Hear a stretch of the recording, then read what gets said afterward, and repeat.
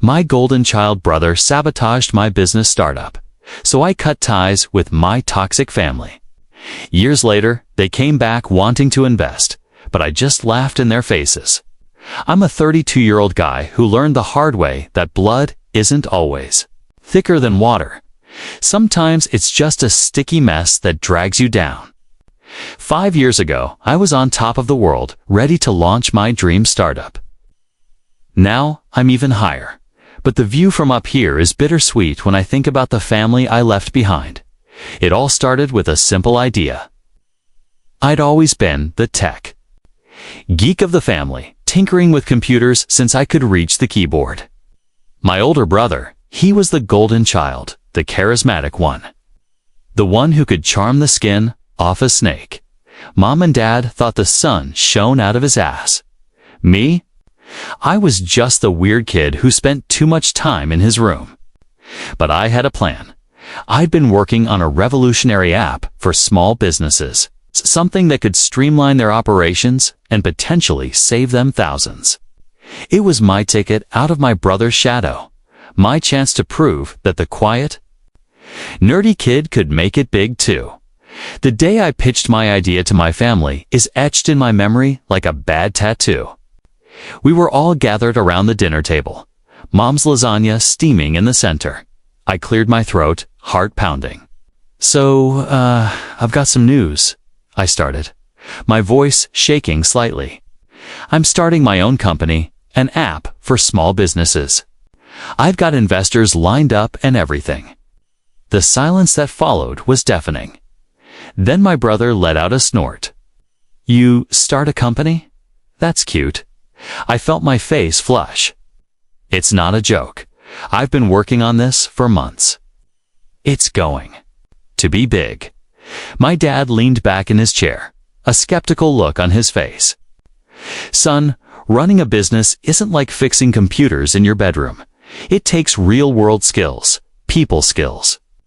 Maybe you should reconsider. But I've done my research, I protested. I've got a solid business plan. And honey, my mom interrupted, her voice sickeningly sweet. Why don't you work for your brother instead? He's always looking for good IT people at his firm. I couldn't believe what I was hearing. Here I was, about to embark on the biggest adventure of my life, and they couldn't even fake enthusiasm. But I was determined. I'd show them. I'd show them all. The next few months were a whirlwind. I poured everything I had into my startup. Late nights, early mornings, countless cups of coffee. My social life, non-existent. My savings, dwindling. But I was making progress. The app was coming together, and the initial feedback from beta testers was overwhelmingly positive. Then, just as things were starting to gain momentum, disaster struck. It was a regular Tuesday morning. I was at my favorite coffee shop, hunched over my laptop when my phone buzzed was an email from one of my biggest potential investors. My heart sank as I read it. We regret to inform you that we will be withdrawing our offer of investment. I couldn't believe it. This investor had been excited about my project just last week. What had changed?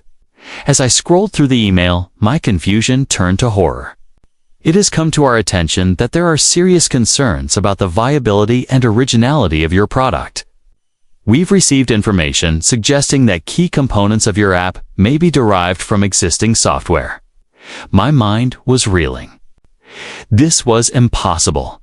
Every line of code was original. Every idea my own. Who could have ... And then it hit me. My brother. He was the only one who had access to my detailed business plan. The only one who knew the ins and outs of my app. I had shared everything with him, hoping to finally impress him, to finally earn his respect. I called him immediately, my hands shaking with rage. What did you do? I demanded as soon as he picked up. Whoa, little bro, what's with the hostility? His voice was calm, almost amused. Don't play dumb. You sabotaged my startup.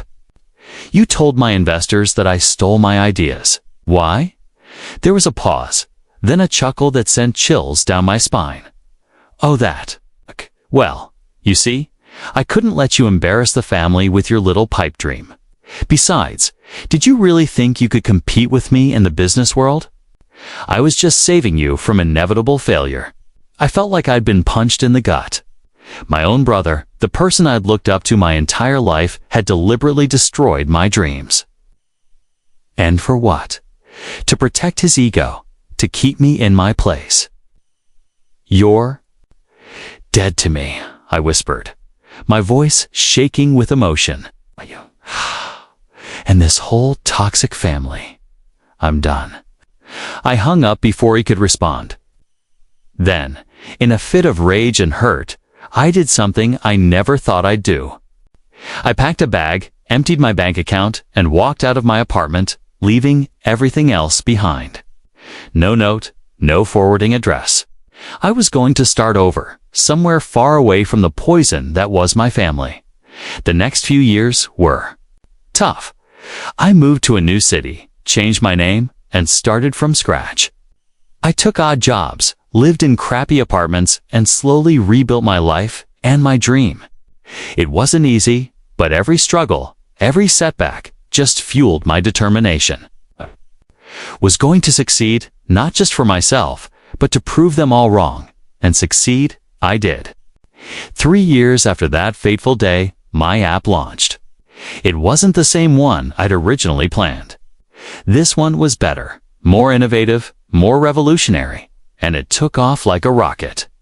Within 6 months, we were the talk of the tech world. Within a year, we were valued at over $100 million. I should have been ecstatic. I had everything I'd ever dreamed of: success, recognition, financial security. But there was still a hole in my heart, a nagging voice in the back of my mind that wondered what my family would think if they could see me now. Then, on a rainy Tuesday afternoon, my past came knocking. Literally, I was in my office reviewing some contracts when my assistant buzzed in. "Sir, there's a family here to see you. They say they're your parents and brother." My blood ran cold. How had they found me? I'd been so careful, changing my name, keeping a low profile. But I guess money and success have a way of making you visible. For a moment, I considered telling my assistant to send them away, but curiosity got the better of me. I wanted to see their faces, to confront them with the success they never believed I could achieve. "Send them in," I said, my voice steady despite the turmoil in my gut. They walked in, and it was like looking at ghosts from my past. My mom, her hair grayer than I remembered. My dad, looking smaller somehow, less imposing.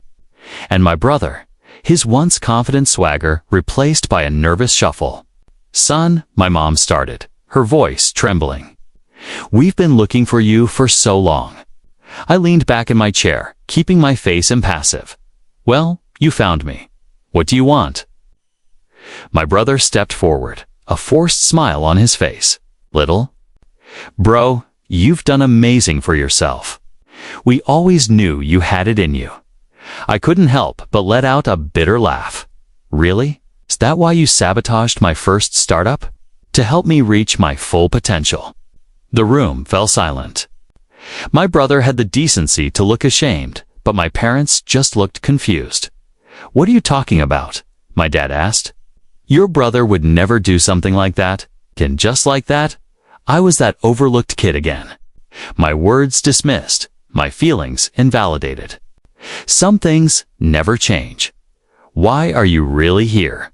I asked, cutting through the bullshit. My brother cleared his throat. "Well, you see, we're in a bit of financial trouble. My company. It's not doing so well. We thought, since you're doing so great, maybe you'd want to invest. Keep it in the family, you know?" I stared at them, incredulous. After everything they'd done, after years of no contact, this is why they sought me out. For money, something inside me snapped. Years of pent-up anger, hurt, and resentment came pouring out. "Invest in your company. The same company you used to belittle my dreams. The same company that's now failing because you don't have my ideas. To steal anymore? I stood up, my voice rising with every word. You have some nerve coming here, asking for my help when you couldn't even support me when I needed it most. My mom started to cry. My dad looked like he'd been slapped. But my brother just looked calculating, like he was trying to figure out how to turn this situation to his advantage. Come on, bro, he said, his voice wheedling. We're family. Family helps family, right? Water under the bridge and all that. I looked at him, really looked at him. And for the first time, I saw him clearly. The golden child, the favorite son, was nothing more than a manipulative, entitled bully who'd never faced a real challenge in his life. And in that moment, I made a decision that would define the rest of my life. I started to laugh. Not a happy laugh, but a cold, hard laugh that made them all take a step back. Family, I said, once I'd caught my breath. You want to talk about family? Okay, let's talk about family. Family is supposed to support you, believe in you, lift you up when you're down. What did you do? You tore me down at every opportunity. You sabotaged my dreams. You made me feel worthless. I turned to my parents, and you too. You stood by and let it happen. Hell, you encouraged it. Well, guess what? I don't need your kind of family anymore. I've built my own family, friends, colleagues, people who believe in me and support me, unconditionally. I walked around my desk, standing toe-to-toe with my brother. So, no, I won't be investing in your failing company. I won't be giving you a single penny. In fact, I want you all to leave, now, and don't ever try to contact me again. My brother's face contorted with rage. You ungrateful little shit, he spat. We made you who you are. You owe us. I smiled a cold, satisfied smile. No, brother, I owe you nothing. The person I am today, I made myself in spite of you, not because of you. Now get out of my office before I call security. They left, my mom in tears, my dad in shock, and my brother seething with impotent rage. As the door closed behind them, I felt a weight lift off my shoulders. I was free. Truly free. In the years since that day, my company has continued to thrive. I've expanded into new markets, launched new products, made a name for myself in the tech world. But more importantly, I've built a life filled with genuine relationships, mutual respect, and unconditional support. Do I sometimes wonder about my family? Sure, it's hard to completely cut ties with your past. But then I remember that family isn't just about blood, it's about choice. It's about surrounding yourself with people who believe in you, who support your dreams, who lift you up instead of tearing you down.